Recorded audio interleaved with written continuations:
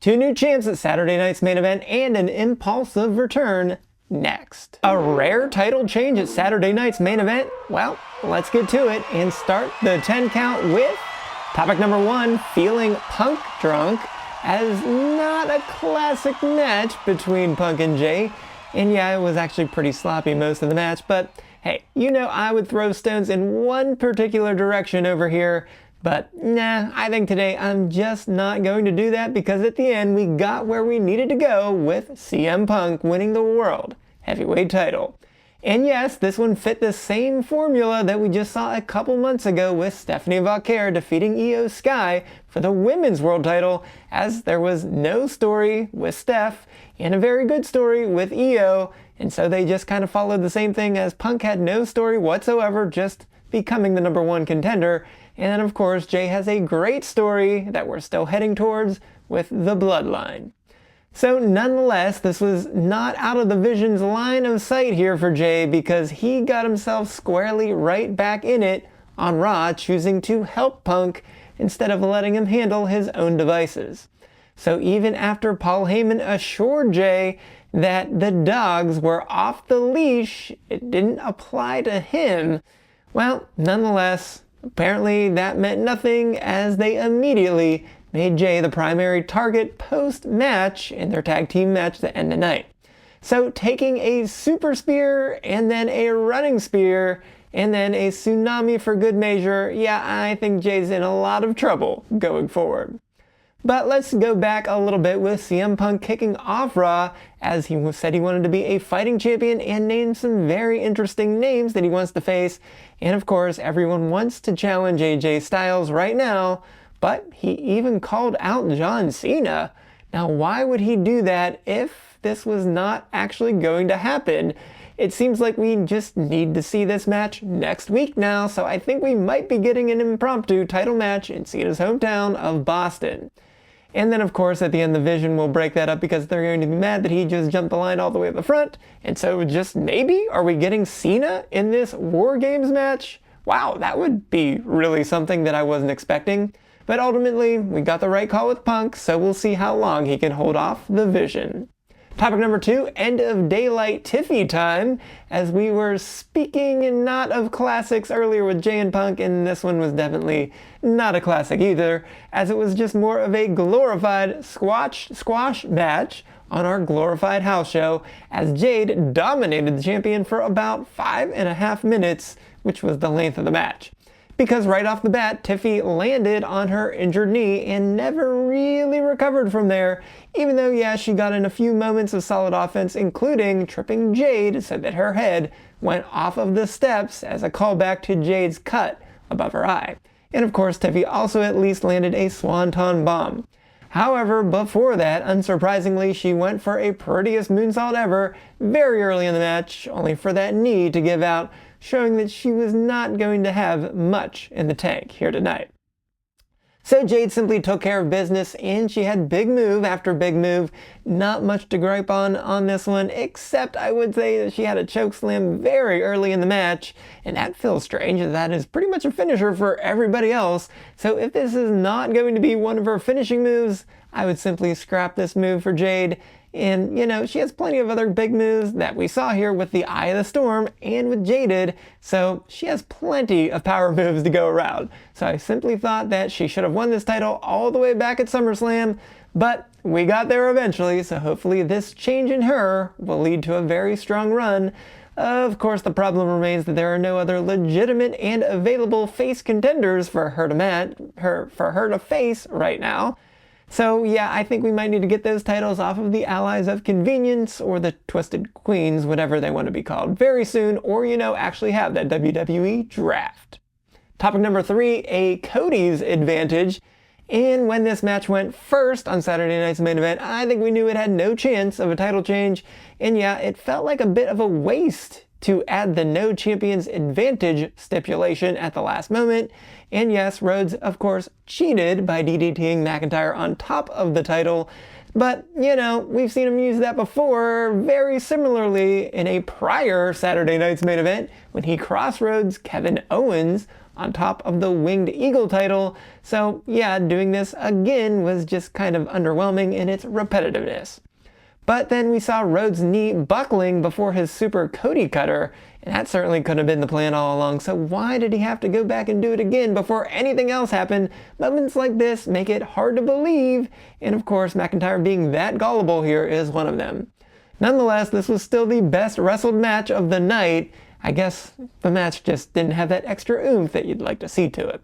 Topic number 4, Knuckling, under pressure, as our YouTube Lord and Savior is back, and he perfectly jumped right on in after Punk told anyone to come and get some, and both men played their role very well, contrasting why Paul deserves or doesn't deserve a title shot. The only surprising part here was Paul returning to the ring to help CM Punk fend off the Vision to end the early segment. But the least surprising development of the whole night was Paul immediately turning on Punk to land that big right with the brass knucks.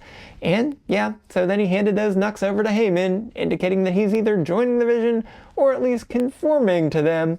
Either way, it appears that Paul is taking Rollins' spot in the War Games match, which is really great because we know Paul will do something absolutely insane during that match.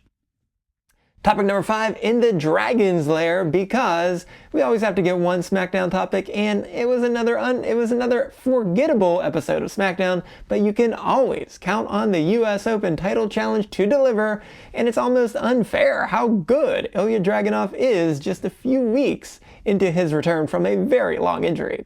And yes, he and Frazier put on the match of the week, which is kind of sad when we had a PLE kind of week. Nonetheless, it didn't need a story, it just needed two good guys going at it for a valuable prize, laying it all on the line. And even more valuable is this US title because everyone seems to want a piece of it, including Tommaso Ciampa doing some really great work before the match, that of course set up the brawl later, and even Tama Tonga giving his little yeah, and staking his claim to grabbing that title backstage. So, this is really the only thing to look forward to each and every SmackDown right now, and I can't wait for it this Friday night. And with that, let's go to the winner of the week, which is Dominic Mysterio, because he just knows how to find a way to win, and indeed it was in the most hilarious way possible. First, with Dom using that old tossing the chair trick to his opponent, and of course it didn't work this time because the chair was legal in the triple threat match, so it was good to see Dom pay for that with a chair shot and then a Mexican destroyer. But of course he got the last laugh by ringing that bell to get Rusev to release the accolade on Penta, and even though he wasn't the one to use the hammer, it still helped as Penta seemingly destroyed Rusev's head, allowing Dom to get the splash on Rusev to retain. Then there are very few things better than Dom versus his father Ray, and it is great to see that deadbeat dad back, and hopefully he can take care of his ungrateful son yet again. And I tend to think that this leads to Ray winning the AAA Mega Championship instead of the IC title. And while I do love this, it does put Dom firmly back in the heel camp, which is a bummer because the closer he gets to being a real babyface, that means the closer we are to Liv. So I guess we're not quite there yet, but we still have hopes for the Rumble. The loser of the week is the Cena 16-man tournament because the concept is good, but the execution is lacking.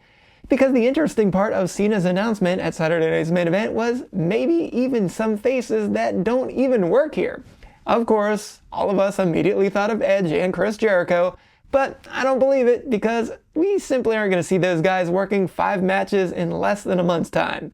Instead, it sure seems like we're just going to get the usual TNA AAA suspects in Joe Hendry, Jeff Hardy, Mr. Iguana, and Vikingo, which is all well and good, but a bit of a letdown because none of them will win.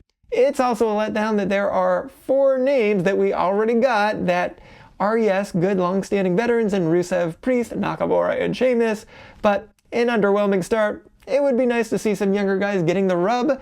I think that's the better way to go. And of course, the 4 we got, no chance of winning.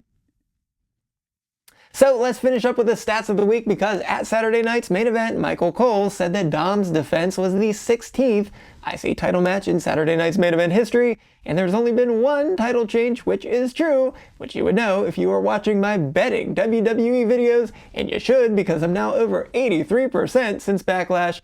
And I've told you over and over that at Saturday night's main event, champions retain, and it's a glorified house show because it took until the 22nd Saturday night's main event for any title to change, because the Brainbusters defeated Demolition in a 2 of 3 falls match for the WWF tag titles there. And then the only other title change was HBK defeating the British Bulldog for that IC title at Saturday night's main event 33 on October 27th, 1992. So when Jade beat Tiffy, this was the first title change on Saturday night's main event in just over 33 years. So excluding the vacant titles that we've now seen twice, we now had just 3 title changes in 60 total title matches in 41 Saturday night's main event, which is just a mere 5% of title matches. And even after a week off, I did not beat the 10 count, but it is good to be back to the regular schedule, as my scheduling conflicts last week included going to NXT in person and another attempt at riding every ride at Walt Disney World in one day. So be sure to check out my second channel, SportsZu Recreations, to see if I did any better at winning those than I do at stopping the 10 count in time. But nonetheless, you should definitely go right on over here and check out that betting Saturday night's main event video to see if I went 4-0. So until next time, I am the SportsZu, and this has been Stop the 10 Count.